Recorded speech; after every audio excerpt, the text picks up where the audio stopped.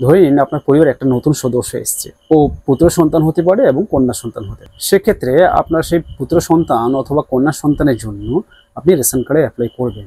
তো সেটা কিভাবে করবেন, তার জন্য কি কি প্রয়োজন হবে, তা নিয়ে আজকে আমি ভিডিওটা বানিয়েছি। আশা করি আপনার এই ভিডিওটি অবশ্যই কাজে আসবে, কারণ এই ভিডিওতে আমি A to Z সমস্ত বিষয় কিন্তু আলোকপাত করেছি। তো প্রথমে বলে দিই, পরিবারে কোনো নতুন সদস্যের যদি আপনি রেশন কার্ড বানাতে চান, অর্থাৎ খাদ্য সাথী কার্ড বানাতে চান, তো প্রথমেই সেই সদস্যের আধার কার্ড ম্যান্ডেটরি। তো আধার কার্ড অবশ্যই আপনাকে প্রথমে বানাতে হবে, এরপরে কিন্তু আপনি রেশন কার্ডের জন্য কিন্তু অ্যাপ্লাই করতে পারবেন। বন্ধুরা, আজকে এই ভিডিওতে আমি দেখেছি A to Z প্রসেস। আপনারা কিভাবে আপনার ফ্যামিলিতে, অর্থাৎ আপনার ফ্যামিলি আইডিতে আপনি নতুন সদস্যের যোগ করবেন। আজকে আমি এই ভিডিওতে দুটো সদস্যের যোগ করা দেখিয়েছি। আপনি যদি দুটো সদস্যের রেশন কার্ডের জন্য অ্যাপ্লাই করছেন, তো আপনি একসঙ্গে দুটোই করে নেবেন। তো আপনারা ধৈর্য ধরে এই ভিডিওটি প্রথম থেকে শেষ পর্যন্ত দেখুন। আশা করি আপনাদের কোনো কমেন্টের অথবা কোনো প্রশ্নের কোনো জায়গা থাকবে না।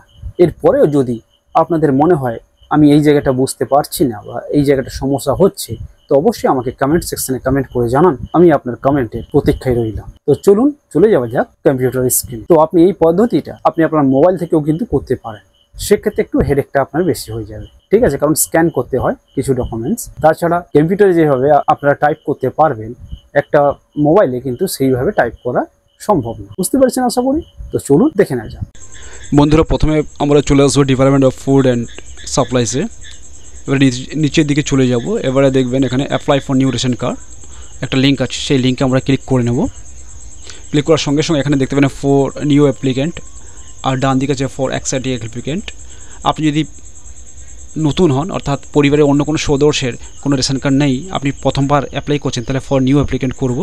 আর ফর এক্সাইটিং অ্যাপ্লিক্যান্ট মানে আপনার ফ্যামিলির যে অন্যান্য সদস্যদের রেশন কার্ড আছে, আপনি একটা নতুন রেশন কার্ড অ্যাড করতে চাইছেন বা অ্যাপ্লাই করতে চাইছেন, তার জন্য। এরপরে আমরা এখানে কি করব, মোবাইল নাম্বারটা এন্টার করে নেব। তারপরে সেন্ড ওটিপিতে ক্লিক করব। মোবাইল নাম্বারটা হবে সেই নাম্বার যেখানে হচ্ছে আপনার পরিবারের অন্যান্য সদস্যের সঙ্গে একটা জেনারেল নাম্বার লিঙ্ক থাকে, সেই নাম্বারটাকে বলা হয়েছে। এবারে ওটিপিটা আমার কাছে চলে এসেছে, ওটিপিটা আমি এন্টার করে নেব। করার পর প্রসিডে ক্লিক করে নেব। ক্লিক করার পর এখানে আপনি দেখতে পাবেন ফ্যামিলিতে কত সদস্য আছে, মানে সবুজ কালারের যেটা অংশটা দেখতে পাচ্ছেন, এখানে অলরেডি এতগুলো ফ্যামিলি আছে। এবারে আমরা কী করব, ড্যাশবোর্ডে গিয়ে অ্যাড মেম্বারসে ক্লিক করব। ক্লিক করার পরে এখানে দেখতে পাবেন একটা ফর্ম ওপেন হয়ে যাবে, ঠিক আছে।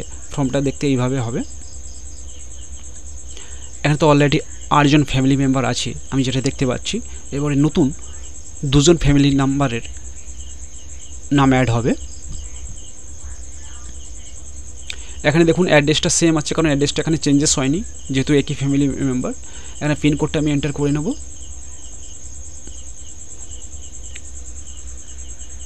তা পোস্ট অফিসটা এন্টার করে নেব। আপনারা আপনাদের যেটা অ্যাড্রেস সেইভাবে আপনারা সিলেক্ট করবেন। এবারে পুলিশ স্টেশনটা সিলেক্ট করে নেব। করার পরে এখন কি করব, জেন্ডারটা সিলেক্ট করে নিলাম। এখন অ্যাপ্লিক্যান্টের নাম এখানে এন্টার করব। আধার কার্ডে অলরেডি আছে, আপনি দেখতে পাবেন। আধার কার্ড ছাড়াই কিন্তু আপনি অ্যাপ্লাই করতে পারবেন না, আধার কার্ড অবশ্যই থাকতে হবে নিউ অ্যাপ্লিক্যান্টের। আর ফার্স্ট নেম এখানে এন্টার করে নেব। আপনারা কিন্তু একটা কথা মনে রাখবেন, সঠিকভাবে যেভাবে আধার কার্ডে আছে সেভাবে কিন্তু নামটা এন্টার করবেন।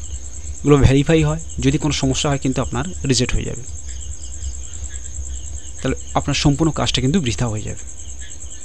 সেরকম ভেবে চিন্তে আপনারা কিন্তু এই ফর্মটা ফিল আপ করবেন।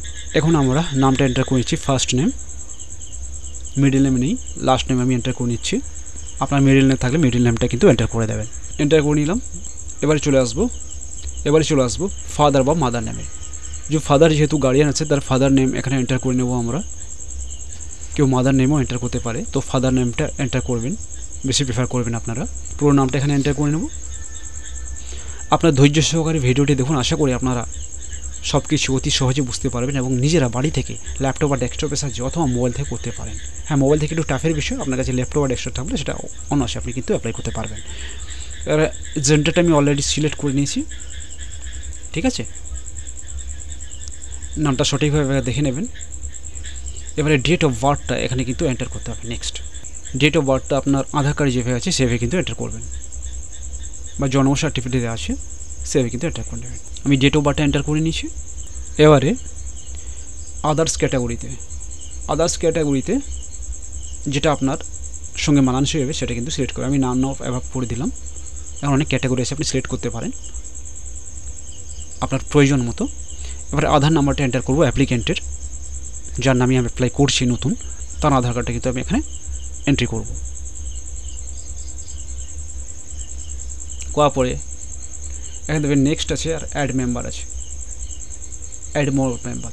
আমি নেক্সট করলাম না, আমি অ্যাড মোর মেম্বার করলাম, কারণ আপনি যদি নেক্সট করেন তাহলে কিন্তু সেটা সাবমিট হয়ে যাবে, কিন্তু আপনি কিন্তু এখন অ্যাপ্লাই করতে পারবেন না নতুন এক মেম্বারের জন্য। যেহেতু আমি দুটো করছি তো পরপর আমি দুটো কিন্তু অ্যাড করে দিচ্ছি। আপনারা এইভাবেই করবেন, দুটো বা তিনটে করুন, আপনি অ্যাড মেম্বারে ক্লিক করে সঙ্গে সঙ্গে করে নেবেন একই ফর্মে। আমি সেকেন্ড মেম্বারের নামগুলো এন্টার করে দিচ্ছি। এখানে মিডল নেম আছে, মিডল নেম দিয়ে দিলাম, লাস্ট নেম আছে এবং ফার্স্ট নেম আছে এন্টার করে দিলাম। ফাদার নেম আমি এখানে এন্টার করে দিচ্ছি, জেন্ডার আমি সিলেক্ট করে নিলাম, ডেট অফ বার্থটা আমি সিলেক্ট করে নিচ্ছি। সঠিকভাবে ডেট অফ বার্থটা এন্টার করবেন আধার কার্ড অনুযায়ী পূর্বের মতো। আদার্স ক্যাটাগরিতে নান অফ অ্যাভাব করলাম। এরপরে ক্যান্ডিডেটের অর্থাৎ অ্যাপ্লিক্যান্টের আধার নাম্বারটা এখানে এন্টার করব। তো অবশ্যই আপনার মনে রাখবেন নতুন সদস্যের জন্য যদি আপনি রেশন কার্ডে অ্যাপ্লিকেশন করতে চাইছেন তাহলে কিন্তু আপনাকে অবশ্যই আধার কার্ডটা বানিয়ে নিতে হবে আগে। এরপরে কী করব, আমি অ্যাড মেম্বারে আর ক্লিক করব না, কারণ দুটো মেম্বারের জন্য আমি অ্যাপ্লাই করেছিলাম, তাই এরপর আমি কি নেক্সটে ক্লিক করব। আধার নাম্বারটা সঠিক আছে কিনা একবার চেক করে নিচ্ছি। তো বন্ধুরা, আশা করি ভিডিওটা আপনার অনেক ভালো লাগবে। যদি ভিডিওটা ভালো লেগে থাকে অবশ্যই চ্যানেলটিকে একবার সাবস্ক্রাইব করে নেবেন এরকম ভিডিও পেতে হলে, কারণ আমি যে সমস্ত ভিডিও নিয়েছি সমস্ত আপনার দৈনন্দিন জীবনে কাজে লাগার জন্য, অর্থাৎ আপনার অবশ্যই কাজের এগুলি ভিডিওগুলো। আপনি কোনো দোকান করে থাকেন অনলাইনে বা অনলাইনে অপারেটর হন, তাহলে এটাও কিন্তু আপনার ক্ষেত্রে প্রযোজ্য। কিছু অভিজ্ঞতা আপনি সঞ্চয় করতে পারবেন, আমি 100% আপনাকে কথা দিতে পারি। এরপরে নেক্সটে ক্লিক করে নেব।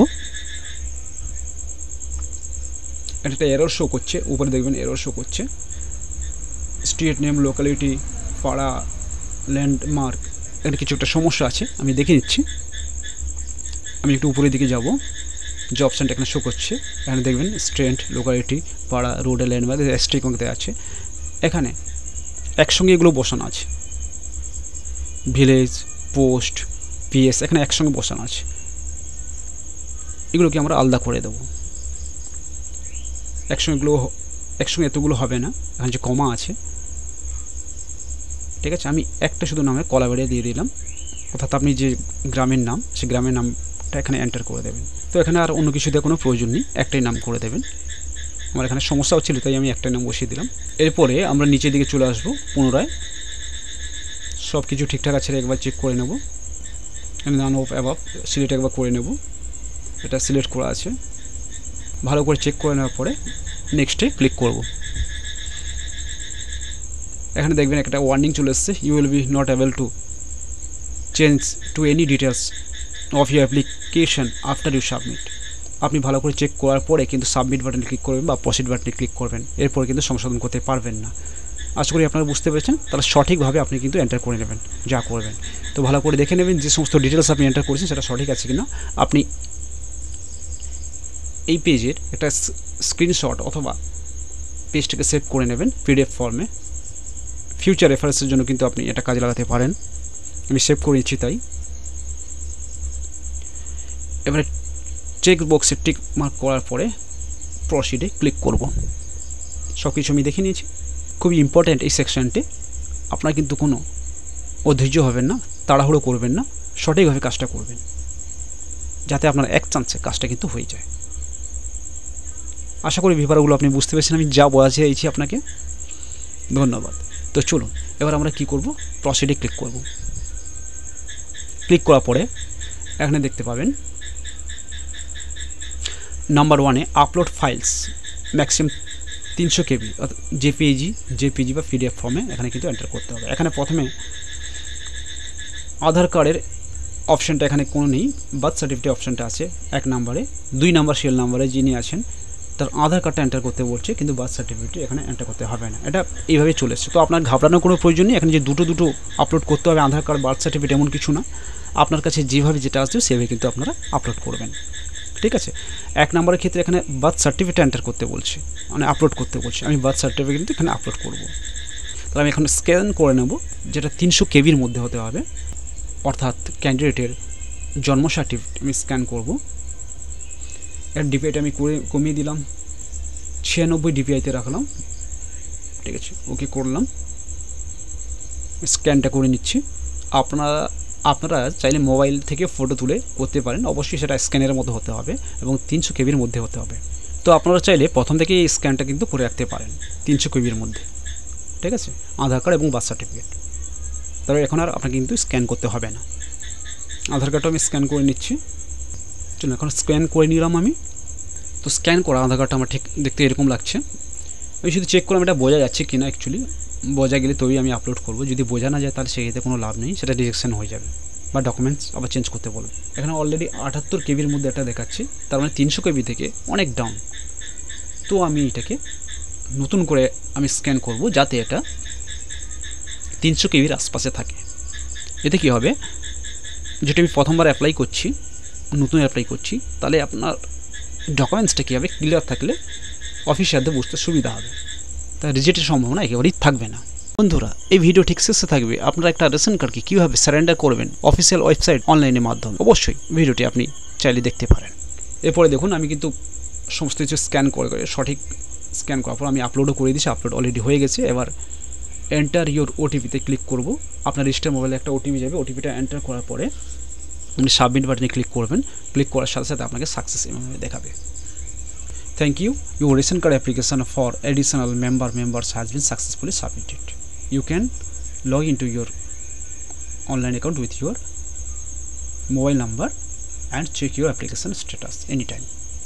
আপনি লগ ইন করার পরে আপনি পুনরায় স্ট্যাটাসটা চেক করতে পারবেন। প্রসেসটা একই, লগ ইন করার পর কিন্তু আপনি চেক করতে পারবেন, অন্যথা আপনি চেক করতে পারবেন না। তো বন্ধুরা, এই ছিল আজকের ভিডিও। আপনাদের কেমন লাগলো অবশ্যই আমাকে কমেন্ট সেকশনে জানাও। যদি এরকম ভিডিওর প্রয়োজন হয়ে থাকে অন্য কোনো বিষয়, তাও আমাদের জানাও। তো বন্ধুরা, আশা করি আপনাদের ভিডিওটা অবশ্যই ভালো লেগেছে। আর আপনাদের যদি একটু ভালো লেগে থাকে অবশ্যই একটা লাইক দিয়ে আমাকে একটা মোটিভেট করবেন।